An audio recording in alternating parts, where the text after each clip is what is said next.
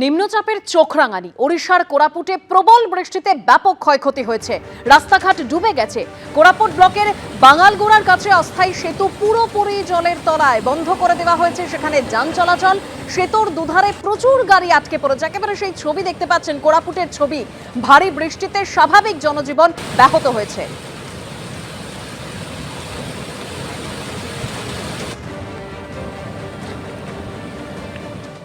BJP কর্মী অভিজিৎ সরকারের খুনের মামলার সাপ্লিমেন্টারি চার্জশিটে এবার পরেশ পাল ও 2 কাউন্সিলর ছাড়াও 3 পুলিশ কর্মীর নাম রয়েছে।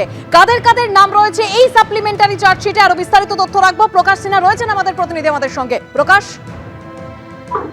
দেখো, আমরা দেখতে পাচ্ছি গতকালই আমরা খবর পেয়েছিলাম যে বিধায়ক পরেশ পাল এবং 2 কাউন্সিলরের বিরুদ্ধে সিবিআই চার্জশিট জমা দিয়েছে এবং আজকে যেটা আমরা দেখতে পাচ্ছি চার্জশিটে শুধুমাত্র বিধায়ক বা কাউন্সিলরের নাম নেই। এই চার্জশিটে নারকেলডাঙ্গা থানার যে তদন্তকারী অফিসাররা সেই সময় এই মামলার তদন্ত করেছিল 3 জন পুলিশ কর্মী, তাদেরও নাম রয়েছে। নারকেলডাঙ্গা থানার তৎকালীন যিনি অফিসার ইনচার্জ শুভজিৎ সেন, রত্না সরকার তিনি তদন্ত করেছিলেন এবং যেটা অভিযোগ, তুমি জানো পরিবারের যে অভিযোগ এসেছিল যে তিনি কিন্তু সাদা কাগজে মায়ের সই নিয়েছিলেন এবং পুরো এই তদন্ত অন্যদিকে ঘুরিয়ে দেওয়ার চেষ্টা করেছিলেন। পরিবারের তরফে এমনই অভিযোগ আনা হয়েছিল এবং আরেকজন হোমগার্ড, তারও কিন্তু নাম রয়েছে। অর্থাৎ শুধুমাত্র বিধায়ক বা 2 জন কাউন্সিলর নয়, 3 জন পুলিশ কর্মীদের নাম রয়েছে এই চার্জশিটে।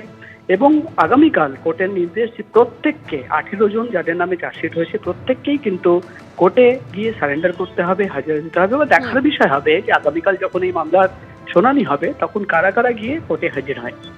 ধন্যবাদ প্রকাশ।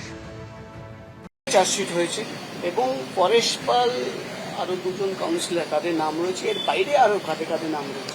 নারকেলডাঙ্গা থানা তখনকার ওসি শুভজিৎ সেন, রত্না সরকার এসআই এবং দীপঙ্কর দেবনাথ এখনো অবধি নারকেলডাঙ্গা থানাতেই রয়েছে হোমগার্ড। রত্না সরকার লালবাজারে পোস্টিং হয়েছে। আর এছাড়া তৃণমূলের গুন্ডা বাহিনী আরো হচ্ছে আপনার 12 জন, টোটাল 18 জনের নাম।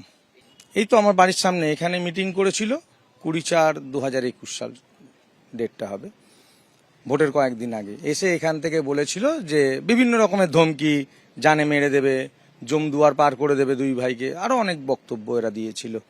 এবং শুধু দিয়েছিলই না, এবং এরা সেই কাজটা করেওছে। এরা যেমন বলে গেছিল 2 তারিখে জমদুয়ার পার হয়ে যাবে, তা সত্যি আমার ভাই 2 তারিখে জমদুয়ার পার করেই দিল।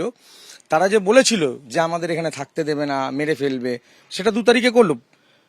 নারকেলডাঙ্গা থানার পুলিশ এবং এই এমএলএ কাউন্সিলররা মিলিতভাবে, পুলিশ প্রশাসন এবং রাজনৈতিক নেতারা মিলে এত বড় সন্ত্রাস এখানে করেছিল। চার্জশিটে 2 দিন আগেই এসেছিল, আমি থানায় ফোন করে বলেও ছিলাম। পরেশ পালের লোকজনের বাইক নিয়ে এসে বলে গেছে যে এবার আর তোর খুন হবে না, এবার অ্যাক্সিডেন্ট হবে, মানে কি করে মরবো সেটা ওরা ঠিক করেই রেখে দিয়েছে।